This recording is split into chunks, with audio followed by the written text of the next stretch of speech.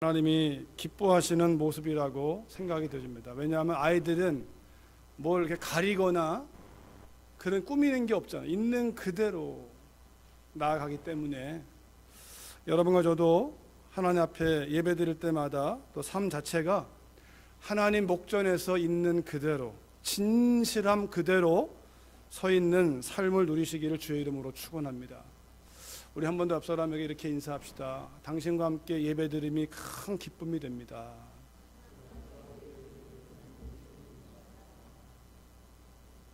네. 우리가 오래전에 벌써 잊혀진 기억이지만 미국 땅에서 일어난 9.11 테러로 인해서 순식간에 사람의 운명이 바뀌었습니다. 그래서 어떤 사람은 순식간에 목숨을 잃은 사람도 있지만 이 빌딩 안에 있기 때문에 이제 무너져가는 그 찰나에 전화기를 꺼내서 사랑한다고. 왜냐하면 살아날 소망이 없으니까요. 곧 죽음이 코앞에 있으니까 그때 그런 어떤 액션들이 전화기를 꺼내서 또 그 사건을 경험한 사람들이 틈나는 대로 사랑을 표현하고 감사를 표현하는 그런 일들을 과거의 사건을 돌이켜보면 많이 있던 것을 보게 됩니다. 또 제가 장례식장에 가면 그러면 많은 사람들이 거의 다가 인생에 짧았다는 사실을 고백합니다. 잘 살아야지, 의미 있게 살아야지. 내려오면 또 잊어버려요. 여러분, 오늘도 우리가 오늘이 마지막인 것처럼 살았으면 좋겠습니다. 이 예배가 우리의 마지막 예배인 것처럼 집중했으면 좋겠습니다. 하나님 앞에. 우리가 오늘 지금 만나고 있는 옆에 있는 분이 가족일 수도 있고 아닐 수 있지만 오늘이 나의 마지막 미팅이라면 내가 어떤 모습으로 어떤 말을 할 것인가 달라질 것입니다. 똑같지 않을 것입니다. 여러분, 그런 마음, 오늘의 추수감사절 예배로 나아가지만 사실 여러분, 이 추수감사절의 유래를 가면 특별히 미국 땅의 청교도들이 신앙의 자유를 찾아서 핍박을 피해 왔다가 많은 사람이 죽었습니다. 그리고 살아 생존한 사람들이 그것도 간신히 살아남아서 또 곡식을 심고 걷어서 그때 예배 드릴 때 그것은 이 앞에 놓여져 있는 이 곡식을 인한 감사가 아니라 살아있음에 감사하는 거죠. 하나님의 은혜라는 것을. 막 가족이 잃어버렸고 또 자녀가 죽기도 하고 남편을 잃고 이런 일들이 있었지만 그러나 살아서 이렇게 예배할 수 있음을 감사했던 그 순간들, 하나님의 은혜를 향한 고백이 사실은 추수감사의 의미입니다. 하나님 앞에 우리가 감사를 고백하는 시간. 이 앞에 있는 과일들도요, 다 선택을 당한 겁니다.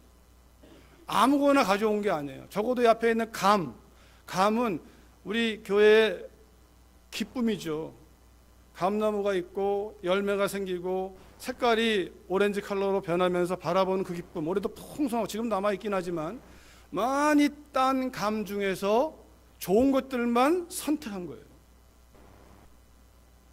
여러분, 이 과일도 저절로가 아니라 선택을 당해서 누군가의 수고와 땀과 정성이 또 이 포장을 통해서 여러분 드려진, 그러니까 우리가 우리의 있는 그대로 나아가는 것 굉장히 중요하지만 우리의 마음을 집중하여 하나님 앞에 초점을 맞추는 예배가 또 삶이 너무나 중요합니다. 사실 우리는 지금이야 이제 추수감사라는 게 절기지만 여기 있는 분들이 농사 지어서 가져오지는 않습니다. 그러나 그 의미가 하나님의 은혜일 때 사실 성경이 말하는 절기는 딱 3개입니다. 여러 가지가 있지만 주목하여 3대 절기가, 우리 신자들도 지켜야 될 절기가 3대 절기, 이스라엘 민족의 절기가 아니라 여호와의 절기고 영원한 절기입니다. 근데 그 절기는 뭐죠? 첫 번째가 유월절, 6월절. 두 번째가요 오순절. 세 번째가요 초막절. 여러분, 우리 신자들은 이거 아셔야 돼요. 이 3대 절기를. 왜 알아냐면 이 세 가지는 영원한 절기예요. 그런데 이 세 가지 절기가 다 누구와 관계가 있냐면 예수님과 관계가 있어요. 유월절은 예수님이 죽으러 오신 절기예요. 오순절은 예수님이 죽으시고 자신의 영을 또는 하나님의 영을, 진리의 영을 우리들에게 부어주는 사건이에요. 마지막 세 번째 초막절은요, 주님이 다시 오신다고 하시는 그 약속의 절기예요. 심판의 절기예요. 추수의 절기예요. 근데 유월절도 추수고 오순절도 추수고 초막절도 추수예요. 그러니까 유월절을 다른 말로 초실절이에요. 예수님의 첫 번째 부활이 바로 첫 번째 열매예요. 부활의 첫 열매가 예수님이에요. 그러니까 유월절은 추수와 관련되어 있고 오순절도 맥추절, 추수와 관련되어 있고 초막절도 수장절, 추수와 관련되어 있어요. 단순히 농사에 대한 것이 아니라 예수님을 통하여 구원받고 성화되고 장차 다시 오실 주님 앞에 우리가 들림받는 그 영화로운 그때, 이 절기 세 가지는 영원한 규례고 우리 안에 오늘 이 자리에 오신 분들이 예수님을 만나야 할 분이 있다면 유월절이에요. 만나신 분은 오순절을 경험해야 돼요. 오순절을 경험하신 분들은 한 가지 소망이에요. 주님 다시 오실 예수 재림의 소망 가운데 하나님의 나라에 합당한 삶으로 영광을 돌려야 돼요. 심판하실 테니까. 여러분과 저의 삶을 불신자와 신자도 심판하시지만 신자들도, 신자의 심판은 축복인 동시에 부끄러움이 될 겁니다. 왜냐하면 상급이 달라지죠. 주님이 상급이지만 그 믿는 자의 삶에 따라서 우리에게 물으실 책임이 있을 테니까요. 여러분, 이처럼 이 추수감사절, 하나님의 은혜, 또 우리가 유월절, 오순절, 초막절, 이 사건이, 성경은 우리의 문화나 사람한테 초점을 두지 않습니다. 성경은 철저하게 하나님께 초점을 둡니다. 그러니까 이 예배의 초점도 하나님이어야 돼요. 내가 아니고 하나님일 때, 하나님을 바라볼 때, 하나님과 내가 온전해질 때 나의 삶이 보이기 시작하고 회개할 것, 돌아볼 것, 또는 오늘 추수감사주일이니까 우리에게 감사, 내가 어떻게 감사했는가, 우리가 쓰는 표현처럼 선불감사, 후불감사, 평생감사, 절대감사, 나의 감사는 지나온 올 한 해 동안에 얼마나 감사했는가. 좋아서 감사한 적도 있지만 좋지 않은 모든 순간은 믿음으로 감사했는가, 아니면 감사보다는 불평이 많았는가, 원망이 많았는가. 그러면서 오늘 예배는요, 감사의 회복인 동시에 우리의 삶에 대한 진정성의 회복입니다. 신앙의 회복입니다. 왜냐하면 여러분, 사도 요한을 통하여 요한계시록에 들어가면 2장 3장에 7개의 교회를, 그건 그 시대의 교회의 현상이기도 하지만 언제나 시대가 하나님 앞에 멀어질 때, 말세가 될 때, 나라가, 도시가, 민족이 망할 때 동일한 현상이 나타나요. 그 가운데 한 교회, 사대 교회를 향하여 성경은 요한을 통해서 이렇게 말씀하십니다. 사대 교회에게 편지하라. 하나님의 7 영과 7 뼈를 가지신 이가 이르시되, 내가 너의 행위를 아노니 내가 살았다 하는 이름은 가졌으나 죽은 자로다. 너는 일깨어 그 남은 바 죽게 된 것을 굳건하게 하라.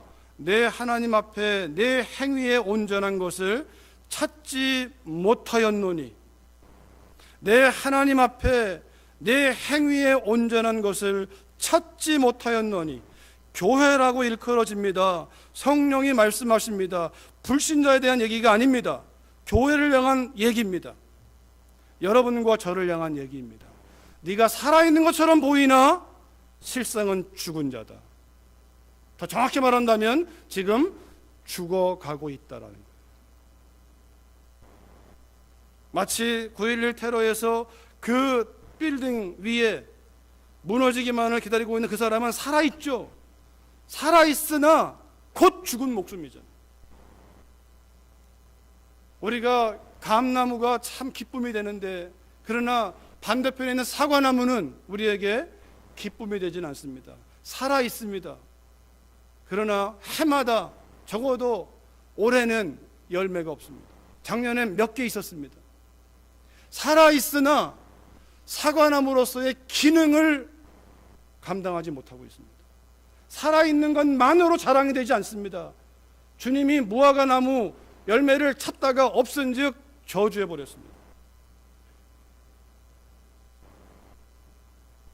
감나무에 감이 맺힌 것을 우리가 탐스럽게 여기듯이 하나님 보시기에 우리 애가 그냥 동물적으로 살아있는 그 삶 자체가 아니라 하나님을 믿는 사람으로서의 그 삶의 열매가, 사대교회는 하나님이 경고하십니다.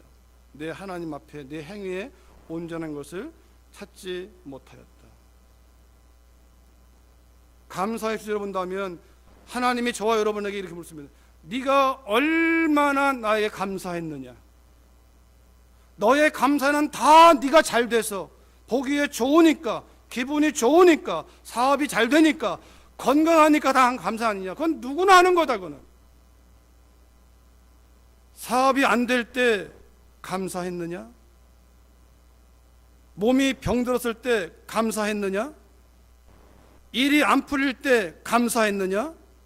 뜻대로 안 될 때 감사했느냐? 내가 보니까 너는 믿음을 써서 감사한 적이 한 번도 없다.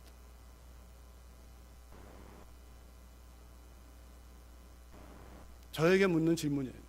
성령께서 동시에 여러분의 똑같이 묻는 질문입니다.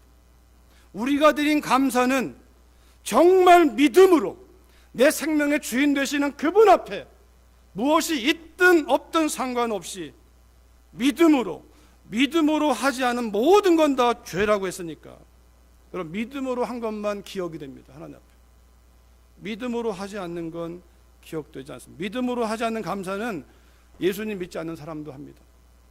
선물 주면 고맙습니다, 칭찬하면 고맙습니다, 다 합니다.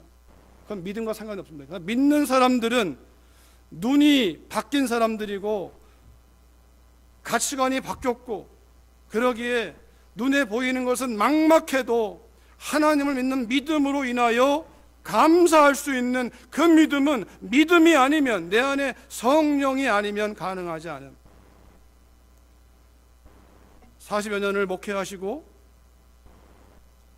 수백 교회를 방문했던 한 목사님이 살아있는 교회와 죽어있는 교회, 정확히 하면 죽어가는 교회, 점점 쇠퇴하는 교회와 살아있는 교회에 대한 그러한 글을 쓰면서 15가지를 소개했는데 7개만 제가 소개하면 이렇습니다. 하나하나 한번 여러분 생각해 보시기 바랍니다. 교회인 동시에 개개인의 신앙도 마찬가지입니다. 주하는 교회는 사람들에 의해서 이끌려가고 살아있는 교회는 성령에 의해서 이끌려간다. 주하는 교회는 교인이 늘어가는 것에 초점을 두고 살아있는 교회는 그들의 믿음을 나누는 삶에 초점을 둔다. 주하는 교회는 교회를 운영하는 일을 하고 살아있는 교회는 제자들을 만드는 사역을 한다.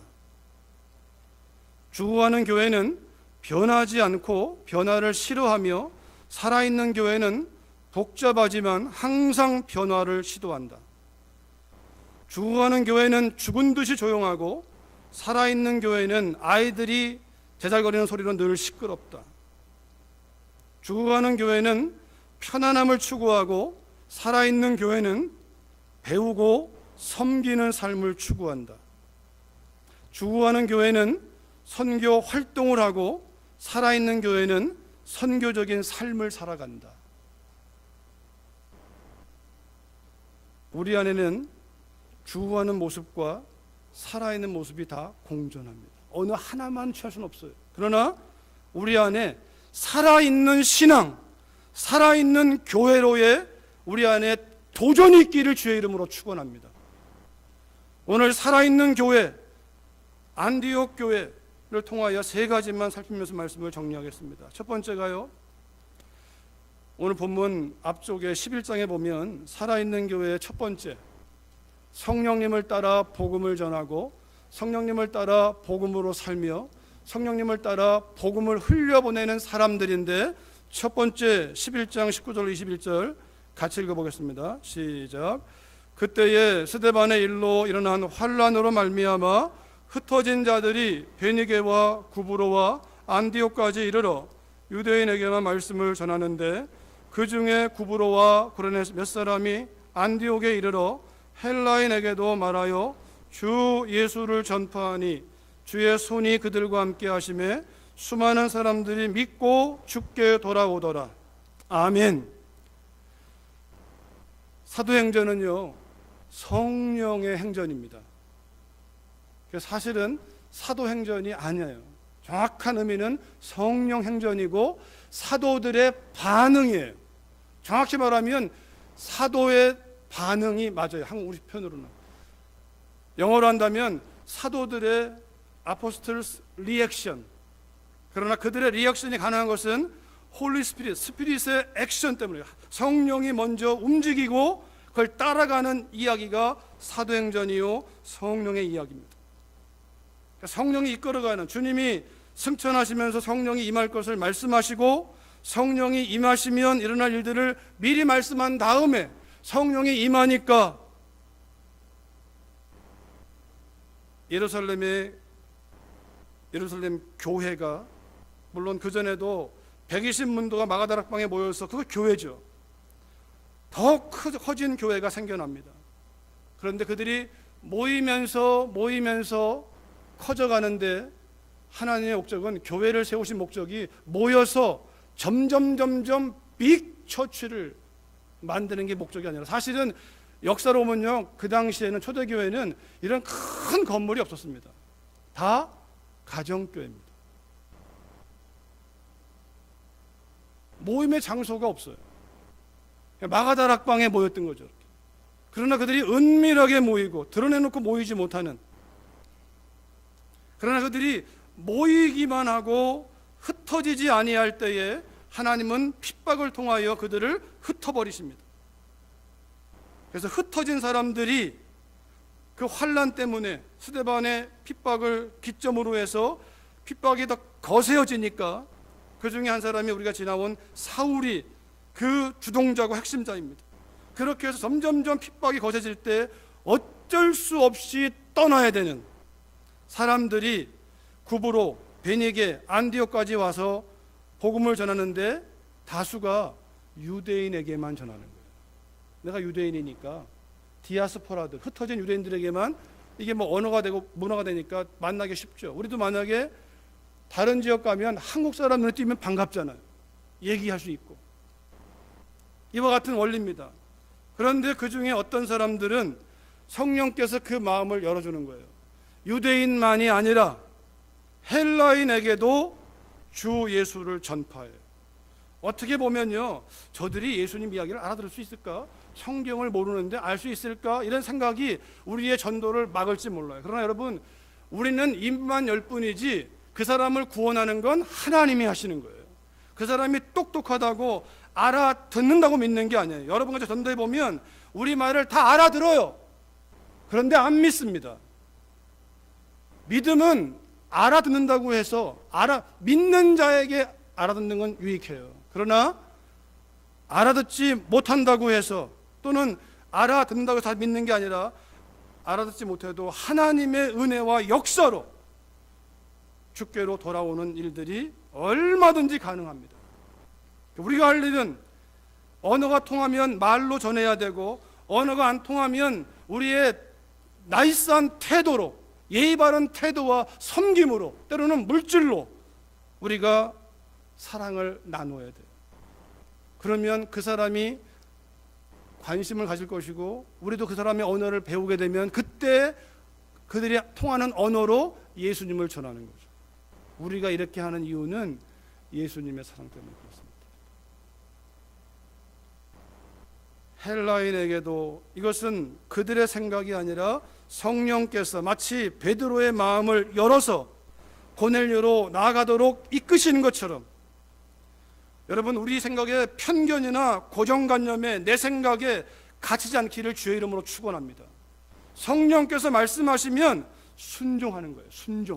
순종하면 알게 돼요. 하나님이 하셨는지 안 했는지를. 순종 안 하면 다 이해가 돼도 믿음이 자라지 않습니다. 지식은 늘어갈지 몰라요. 그러나 그 지식은 능력이 없는 지식이에요. 문제가 생기면 그냥 추락하는 믿음이에요. 그러나 순종할 때 하나님의 역사를 경험하게 되고 성령의 인도하심을 경험하게 되고, 여기 몇 사람이, 구브로와 구르네 몇 사람이, 아마 이들도 이방인이니까 그들도 구브로와 구르네 지역에 살았기 때문에 어쩌면 다른 사도가 있는 것처럼 헬라에서 태어난 유대인들, 이방인이나 개종한 사람들, 그들을 향한 마음이 더 좋았을지 모르죠. 그들에게 주 예수를 전파하니 이것이 복음의 완전함입니다. 예수님은 구원자란 뜻이 있고 주님은 왕이라고 하는 통치자, 내 인생의 주인. 여러분, 이것이 완전한 복음이에요. 예수님이 나를 구원했다라고만 끝나면 안 되고 그 복음은 내 인생의 주인이라는 거예요. 예수를 믿는다고 하면서 삶의 주인이 나인 사람 굉장히 많습니다. 그런 분들은 복음을 잘못 이해하고 있는 것이고 주님이 약속하신 승리를 경험하기 어렵습니다. 주 예수, 내 인생의 주님이여 나의 구원자이기 때문에 자기의 생명을 바쳐서 나의 생명이 되시고 이 생명의 주인 되신 그분, 그럴 때 하나님의 손길을 통하여 많은 사람이 주님께로 돌아왔습니다. 여러분, 복음은요 주님께로 가는 거예요. 교회, 이 지역교회와 목회자와 여러분과 제가 복음을 전하는데 우리는 사람에게로 이끌면 안 돼요. 사람을 통하여, 나를 통하여 예수님께로, 주님께로 이끌어야 돼요. 그래야만 그 사람은 시험 들지 않고 상처받지 않습니다. 우리가 교회로 이끌림 받고 사람을, 목회자를 신뢰하고 사람을 신뢰하면 그 사람이 실망시키면 믿음도 무너져 버리는 거예요. 그 믿음에서는. 복음은 예수님께로 나오는 거예요. 주님이 나의 생명이고 나의 인생의 주인 되심을 믿는다면 어떤 상황, 어떤 처지, 어디에서 누구를 만나든 흔들리지 않도록 잡아주시는 이는 그분이에요. 우리의 결심이 아니고 나의 무슨 노력이 아니고 내가 도닦는 것이 아니라 주님이 꽉 잡고 끌어가시는 거예요. 그런 면에서 성도의 견인설은 진리입니다. 성도를 하나님이 이끌어가세요. 성도를. 여러분과 제가 정말 성도라면 예수가 나의 구원자여 주되심을 고백하는 사람이 성도요, 그 사람은 반드시 하나님이 붙잡고 끌고 가십니다. 어떤 일을 당하든지 하나님이 사망의 엄심한 골짜기를 지날 때에도 하나님이 그 손길을 놓치지 않습니다. 그러나 성도가 아니라면 이야기는 달라집니다. 교회당 안에 있는 것이 성도란 보장을 할 수 없습니다. 주님 말씀하십니다. 알곡과 가라지가 섞여 있다고.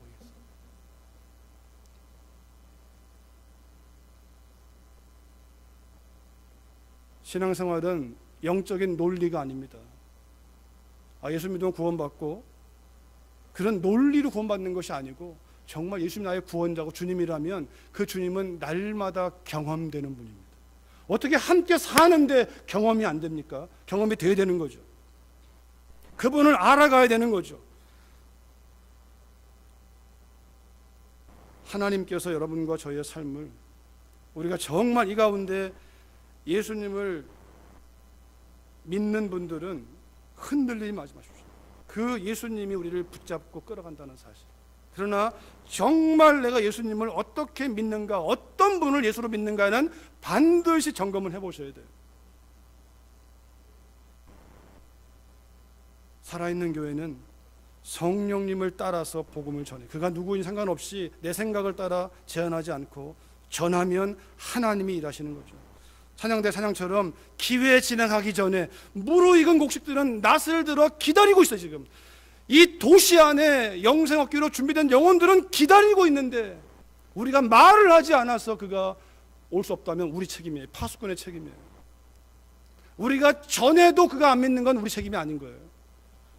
그러나 성령께서 우리에게 가족에 대한 부담을 주고 친구에 대한 부담을 주고 이웃에 대한 부담을 주고, 그러면 부담이 오면 기도하게 되고, 기도하면 만나고 싶어지고 전하고 싶어지고, 여러분 성령을 따라서 복음을 전하고 그 복음을 그대로 받는 사람들이 살아있는 신앙이요 살아있는 교회의 특징입니다. 두 번째는 이것입니다. 오늘 본문 1절에 보니까요, 안디옥 교회에 선지자들과 교사들이 있으니 곧 바나바와 니게르를 하는 시므온과 구레네 사람 루기오와 분봉왕 헤롯 젖동생 마나엔과 및 사울이라. 살아있는 교회는요 성령님을 따라 복음으로 살아갑니다. 이 구절이 보여주는 거예요. 안디옥에 있는 그 교회에는, 안디옥은 지역 이름이에요. 지역. 안디옥에 있는 그 교회에는 선지자들, 하나님 말씀을 맡은 자들, 복음을 맡은 자들, 그 말씀을 맡았기 때문에 그 복음을 가르치고 인도해야 할 교사들, 그러니까 선지자들과 교사들 5명을 소개합니다. 복음을 맡은 자들, 복음을 경험한 사람들, 말씀을 맡은 그들이 5명이 나오는데, 이 5명이요 신분이 다르고 피부색이 달라요. 바나바, 예루살렘 교회가 이미 인정한 믿음의 사람이고 성령 충만한 사람입니다. 첫 번째 나오는 것을 봐서 바나바가 이 안디옥 교회의 가장 유력한 리더입니다. 그 다음에 시므온, 니게르라는 시므온, 니게르가 라틴어로 검다라는 뜻, 검다, 흑인입니다. 흑인. 시므온은 흑인이에요. 구레네 사람 루기오, 루기오도 구레네 사람이란 말이 흑인일 수도 있고 아닐 수도 있어요. 왜? 이집트 사람이 흑인이 아니잖아요. 얼굴이 뭐 감지 않잖아요. 그러나 이 구레네는 북아프리카, 이집트 그 왼쪽으로 보면 거기에 북쪽에 있는 아프리카 지역이에요. 루기오, 그리고 헤롯 분봉왕, 헤롯 왕과 젖을 같이 나눠 먹은 사람 마나엔, 아마도 이 사람은 귀족인 것 같아요. 그러나 또 다른 헤롯은 12장에서 충이 먹어 죽잖아요. 그러나 이 마나엔은 복음을 알게 되고 자기의 신분에 눌려 사는 것이 아니라, 신분을 가지고 사는 게 아니라 복음의 능력 앞에 그가 쓰임받는 삶을 살고 있어요. 그리고 사울은 핍박자에서 복음을 증거하는 사람으로 바뀌었습니다. 그러나 그 가지고 있는 그 많은 것은 무한한 잠재성이 있는 미래형 하나님의 사람이에요. 여러분, 이렇게 복음으로 사는 사람들은요 사람을 빈부귀천으로, 부자, 가난한 자, 많이 배운 사람, 못 배운 사람, 피부 색깔로, 정상인, 장애인 구분하지 않습니다. 구분되는 건 잘못되는 거예요. 근데 여러분, 섞여 살면 불편해요. 오늘 우리 유스 아이들도 불편할 거예요. 왜? 영어가 편하니까. 그런데 불편해도 복음을 따라 가는 것은 불편을 감수하는 거예요. 불편하니까 어린아이들 따로 예배드려라, 따로 해라, 따로 해라. 몸이 불편한 사람들 너희끼리 예배드려라. 여러분, 몸에 장애가 있으면 누가 섬겨야 됩니까? 정상인이 섬겨야 되는 거예요. 그러면 시간이 더 걸릴 수도 있고 불편할 수 있어요. 하나님이 기뻐하시는 성령의 예배는 그런 거예요. 편리한 예배가 아니라, 나만의 예배가 아니라, 잘 몰라도 불편해도 함께. 안디옥 교회는 살아있는 교회의 특징이 바로 여기에 있습니다. 그들이 복음 안에서 성령을 따라 사람들을 분리하거나 하지 아니하고 함께 뒤섞여서 그들이 교회의 리더가 되어 성령을 따라, 그러기에 그 다음 말씀으로 가면 살아있는 그 세 번째 특징이 복음으로 사니까 거기서 끝나는 게 아니라 복음을 흘려보내는 거예요. 복음이 내게 임했다면 복음 따라 내가, 복음이 나를 통해 살아나도록, 복음이 역사하도록 나를 내어드리고, 거기서 끝나는 게 아니라 그 복음을 또 다른 사람에게로 흘려보내는 통로가 되는, 가둬놓고 창고를 만들고 더 쌓고 더 쌓는 게 아니라 자꾸만 흘려보내는.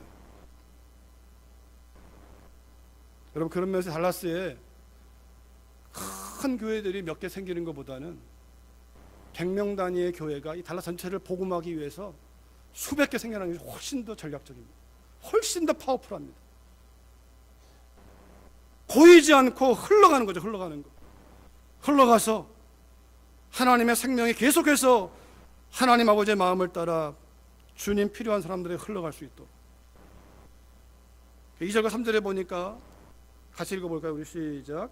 주를 섬겨 금식할 때에 성령이 이르시되 내가 불러 시키는 일을 위하여 바나바와 사울을 따로 세우라 하시니 이에 금식하며 기도하고 두 사람에게 안수하여 보내니라. 주님을 섬겨 금식합니다. 여러분, 우리가 금식하고 기도하는 건 다 그 앞에 주님을 섬기는 것이 먼저 가야 돼요. 주님을 예배하는 것으로 기도하고 금식하는 것이지 나의 목적과 소원을 예배하기 위하여 금식하고 기도하면 안 돼요. 그러면 변질되는 거예요. 내 안에 계시는 분이 성령님인데 성령께서 하나님을 예배하는 가운데 주의 뜻을 알고자 식음을 전폐하고 우리가 기도하고 금식하는 거지, 내가 원하는 어떤 소원을 이루기 위하여 금식한다면 이건 잘못된 거예요. 안디옥 교회는 살아있는 교회로 하나님을 예배하는 가운데 하나님의 뜻을 알고자 금식하며 기도할 때 성령께서 말씀하십니다. 안디옥 교회는, 살아있는 교회는 성령이 이끌어 가시는 교회입니다. 내가 불러 시키는 일을 위하여, 내가 불러 시키는 일을 위하여, 너희들의 일이 아니고 너희들의 계획이 아니고 너희들의 전략이 아니라 내가 불러 시키는 일을 위하여 바나바와 사울을 따로 세우라. 바나바는 안디옥 교회의 유력한 리더고 사울은 차세대 리더입니다. 그런데 유력한 현재 리더와 다음 세대 리더를 하나님 성령께서 끄집어내십니다. 인간적으로 보면 이해가 안 되는 말씀이에요. 그러나 안디옥 교회는 순종합니다.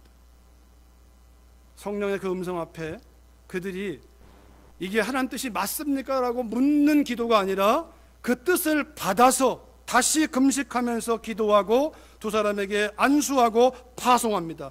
우리도 중요한 사람이나 정말로 중요한 사람이나 안디옥 교회가 정착하고 세워지는데 가장 큰 공로를 기여한 사람이 두 사람인데, 여전히 필요한 사람인데 성령께서는 그런 사람들을 끄집어서 다시 나그네로, 전도자로 보내버리십니다. 여러분, 성령께서 말씀하실 때 쓰다가 남은 거, 이게 아닙니다. 가장 좋은 거. 제가 아마 나눈 적이 있을 겁니다. 제가 MDB 할 때, 대학원 다닐 때 같이 공부한 한 형제가 서울대 나왔어요. 그런데 예수님 만나고 신대원에 왔는데 그 형제의 말을 들어보니까 이루 말할 수가 없어요. 부모님이 그 경남 산골에서 그 친구 공부해서 서울대 나왔으니까, 들어갔으니까 이 도시의 자랑이었어요. 그런데 얘가 대학교에서 예수님 만나더니 헷갈한 거예요. 목회자가 되겠다고. 그 부모가요, 제 친구를 집에다 가둬놓고 못 나오게 하고 협박을 하고 엄청난 핍박을 합니다. 왜 그럴까요? 네가 지금 어떻게 공부해서 어떤 대학을 들어갔는데 왜 하필 목사야? 왜 하필 선교사야? 여러분 같으면 어떠시겠어요? 여러분 정말 장래가 촉망되는 여러분의 아들, 딸들이 세계적인 인물이 될 수 있는데 그가 목사가 되겠다고 하고 선교사로 간다 그러면 여러분 보내시겠습니까? 그것은 하나님의 나라의 비밀을 아는 사람은 당연한 거지만, 아니 그 비밀을 알아도 힘들어요. 인간적으로. 마치 바나바와 사울은 인간적으로 본다면 이해가 안 되는 것이나 인간적으로 하는 게 아니라 성령께서 말씀하시면 하나님이 맞으니까, 아니 그리고 나의 생명이신 그보다 가장 좋은 걸 드리는 게 맞으니까, 젊을 때, 힘 있을 때, 우리가 할 수 있을 때, 대학교를 떨어지니까 신학교를 가는 게 아니라 실력이 있으니까 신학교를 가는 거죠. 성령님을 따라 복음을 흘려보낸 사람들, 이들은 살아있는 사람들이에요. 살아서 지금도 역사하고 있는 사람들이에요. 여러분, 그러게 결론적으로 살아있는 교회는요, 한번 따라합시다. 하나님의 뜻을 이루어가시는 성령님께 순종하는 사람들이다. 예수님이 그랬습니다. 하나님 자신을 내어주었어. 요한복음 4장 34절에 예수께서 이르시되 나의 양식은 나를 보내신 이의 뜻을 행하며 그의 일을 온전히 이루는 이것이니라. 너희는 넉 달이 지나야 추수할 때가 이르겠다 하지 아니하느냐. 그러나 나는 너희에게 이르노니 너희 눈을 들어 밭을 보라. 희어져 추수하게 되었도다. 찬양대에 찬양이기도 합니다. 너희 눈을 들어 땅의 밭을 보지 말고 나의 관심사인 영혼들을 보라. 언제 전도할 것이냐, 언제 복음을 전할 것이냐. 사업이 잘 되면, 건강해지면, 가정이 잘 살게 되면, 행복해지면 이게 아니라는 거예요. 지금이 바로 복음을 전할 때라는 거예요. 언제나 준비되어 있다라는 거예요. 주님이 이 시급성을 가지고 이 땅에 오셔서 다 내어주시고, 나의 양식은, 내가 먹고 배부르는 힘은 나를 보내신 이의 뜻을 행하며 그의 일을 온전히 이루는 이것이니라. 성령을 따라가는 삶, 복음을 증거하는 삶은 공부를 마치면 하는 것이 아니고 공부하면서도 하고 마쳐도 하고, 사업이 잘 되면 하는 게 아니라 사업과 동시에 하는 것이고, 결혼하면 하는 게 아니라 결혼하기 전에도 하는 것이고, 결혼 생활도 하는 것이고, 모든 것이 하나님의 성령께서 이끄시는 대로 그 하나님 나라의 관점에서 우리의 삶을 바라보는 거죠. 그렇게 주님이 사셨고 그 불을 받은, 그 영을 받은 예루살렘 교회가 1장 8절에서 오직 성령이 내게 임하시면 권능을 받고 예루살렘, 온 유대, 사마리아, 예루살렘 교회는 거기서 멈춘 거예요. 사마리아에서. 그래서 그 성령의 불이 안디옥 교회로 붙어가는 거예요. 안디옥 교회가 받아가지고 안디옥 교회는 성령의 음성을 따라서 바나바와 사울을 파송하는 거예요. 안디옥 교회 이때부터 1차, 2차, 3차 전도여행의 베이스 캠프가 되어서 여기서 파송하고 갔다가 돌아와서 보고하고, 파송하고 보고하고, 계속 이게 3차 전도여행을. 그럼 마지막 28장 31절에 바울이 말합니다. 그의 사역을 하나님의 나라를 전파하며 주 예수 그리스도에 관한 모든 것을 담대하게 거침없이 가르치더라. 이게 복음이에요. 하나님의 나라가 빠져버리면 안 돼요. 예수님 및 우리의 구원자여 주님이라는 것이고, 그분이 나의 주요 예수라면 우리의 초점은 하나님의 나라에 있고, 우리의 발은 이 땅에 있으면서 내가 만나는 모든 사람들에게 그 복음을 전하는 일을 위하여 결혼도 하고 공부도 하고 사업도 하고 다 하는 거예요. 그러기에 여러분, 이 안디옥 교회를 뒤에, 이 교회는 살아있는 교회였기 때문에 그 교회는 건물을 자랑하지 않고 이 생명력을 흘려보냈기 때문에 모든 교회가 교회의 본질을 추구할 때 안디옥 교회를 다 묵상합니다. 우리 주님의 교회도 예배는 아닙니다. 제가 주님에게 처음 왔을 때 2011년 7월 10일입니다. 주일날 3주간 오늘 목사님 만난 다음에 3주간을 기도하고 3주 되는 날 교회 와서 예배드리고, 그 주간 금요일날 설교하고, 그 다음 주 전교인 여름 수련회 때 사도행전을 가지고 제가 선교 세미나 목사님 부탁하셔서 그때 이 본문을 가지고 말씀을 전했습니다. 그때 또 교회가, 원로 목사님도 나는 목회만 부름받았는데 이제부터는 우리 교회가 선교로, 그런 얘기들을 했던 것을 아마 여러분 가운데 기억하시는 분이 있을 거예요. 주님의 교회도 이 사도행전 29장의 사건에 그 전에 들어와 있었지만 더 가소화된 것이, 제가 주님의 교회 만나면서 본 경험은 그때 그 시점이, 저를 이곳으로 인도한 그 시점이 원로 목사님, 선교사님의 마음 가운데 그런 마음을 일으키시고 교회가 그런 방향으로 가고 있는 가운데에서, 여러분 우리가 이미 그전에도 선교했죠. 필리핀, 또 파키스탄, 중국. 그때는 그냥 물질만 보내는 거였어요. 기도를 하긴 하지만 미약했잖아. 그러나 우리 함께 수고하던 목사님이 선교사가 되어서 나갔을 때 그 의미는 달라졌어요. 아마 그 당시에도 2012년 2월 달에 파송할 때에도 여러분 가운데서는 우리 교회도 아직 코가 석자인데 무슨 뭐 선교사냐 이런 마음 분명히 있었을 거예요. 그러나 하나님은 5년 지나는 동안에 우리에게 점점 더 선교라는 단어가 우리 가슴팍에 새겨지게 되고, 뗄래야 뗄 수 없는, 하나님께서 오늘 목사의 마음을 움직이시고 그로 인하여 우리 안에 그런 선교 성령의 불을 지피시고 그것이 5년 지난 이후에 나타난 열매들 우리가 보고 있고, 이것이 감사죠. 여러분과 제 안에 이 일이 더 많이 기도가 되어지고 더 많이 헌신되어지고, 정말 그 땅 가운데 아까 본 영상처럼 우상숭배의 땅에 많은 사역자들을 통하여, 성령님을 통하여서 그 땅에 교회가 더 활발하게 성령의 불길로 일어날 수 있도록 기도하는 우리가 될 수 있기를 주의 이름으로 축원합니다.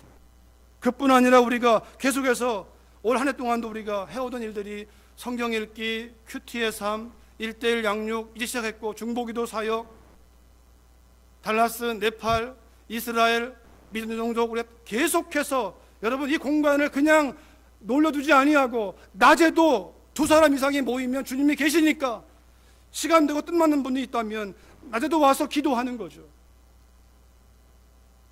이 좋은 장소가 있으니까 여기 와서 마음껏 찬양하고 말씀 읽고 기도하고, 이것이 다 하나님의 살아있는 교회가 움직이는 역사들이죠.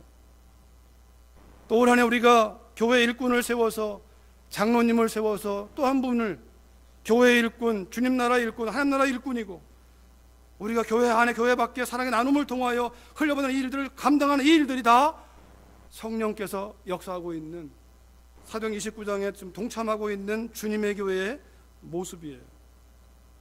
궁극적으로 한 가지 더 도전한다면, 이제는 우리가 이 앞에 있는 것들이 선교하는 교회의 모습이었다면, 이제는 우리가 선교적인 삶을 살아가는 교회로, 내 자신 스스로가 늘 선교의 영인 성령을 따라서 늘 사는 가운데 이 앞에 있는 일들을 감당하고 더 내가 자라가고 성숙하고, 끊임없이 우리가 기도하고 후원하고, 이 달라스의 복음화를 위해서, 네팔의 복음화를 위해서, 북한과 이스라엘과 주를 알지 못하는 모든 종족들에게, 저 멕시코에 여러분 가까이 있는 모든 사람들에게 우리가 이 일을 따라 순종하는 것이 살아있는 신앙이요 살아있는 교회입니다. 여러분과 제가 그 부르심 앞에 추수감사주일에 우리의 마음에 결단을 드림으로 나를 만나주시고 나를 살리신, 나를 새롭게 하신 그 주님의 생명 앞에 감사하면서 나의 생명이 또 다른 생명을 낳을 수 있는 길로 쓰임받기를 소망하는 그 마음의 기도가 드려질 수 있기를 주의 이름으로 축원합니다. 우리 같이 한번 시간은 좀 같지만 기도하기 원합니다. 우리가 감사했으면 좋겠어요. 이렇게 함께 예배드릴 수 있는 형제와 자매가 있음을 감사하고, 우리 장로님, 권사님, 안수집사님 같은 성도가 있음을 감사하고, 이 장소가 있음을 감사하고, 네팔을 품게 하심을 감사하고, 선교사님 위하여 감사하며 기도하고, 앞으로 가야 할 길들을 놓고 우리가 다음 세대 청년, 중고등부, 어린아이들 이들이 자라고 있음을 감사하고 태어나고 있음을 감사하면서 하나님 이 일이 살아있는 교회로 끊임없이 쓰임받는 공동체로 써달라고 우리 같이 한번 2, 3분 기도하시겠습니다. 살아계신 아버지 하나님 감사합니다. 주님, 이 아침에 주의 말씀을 통하여 생명 있는 교회가 어떤 교회인지, 성령께서 이끄시는 교회가 어떤 교회인지, 교회를 움직이시는 분이 누구인지를 알게 하시고 그 성령 하나님의 역사를 따라 나아갈 때에 하나님께서 이루신 일들, 이루어가신 그 일들을 기대하며 감사드립니다. 살아계신 아버지 하나님, 이미 이루어 품게 하시고 찬양하게 하시고 바라보게 하시고 주여 수고 계시니 감사합니다. 이 모든 사역들이 지속적으로 풍성해지게 하시고 역사를 이루게 도와주시고 끊임없이 하나님의 역사를 따라 나아가는 믿음의 열매가 되어 하나님의 은총을 자랑할 수 있도록 하나님 도와주시옵소서. 오 주님 찬양합니다. 앞선 선배님들의 수고와 땀을 인하여 감사하고 찬양합니다. 거룩하신 아버지, 이 믿음 위에 더 좋은 믿음으로 나갈 수 있도록 성령께서 이끌어 주시옵소서. 주님을 찬양합니다. 살아계신 아버지 감사합니다. 주님의 교회 또한 주의 성령을 따라 세워지게 하시고 앞선 믿음의 선배님들을 통하여 여기까지 오게 하심을 감사합니다. 그 눈물 땀이 헛되지 아니하도록 이제부터 더욱 나은 믿음으로 헌신하는 저희들 되기 원합니다. 성령 하나님, 지금까지 이루신 모든 것도 하나님께 감사를 올려드리며 또 이후로 우리가 함께 믿음으로 이 길을 걸어갈 수 있도록 우리 개개인의 심령과 가정과 교회를 새롭게 하여 주시옵소서. 예수님의 이름으로 기도했습니다. 아멘.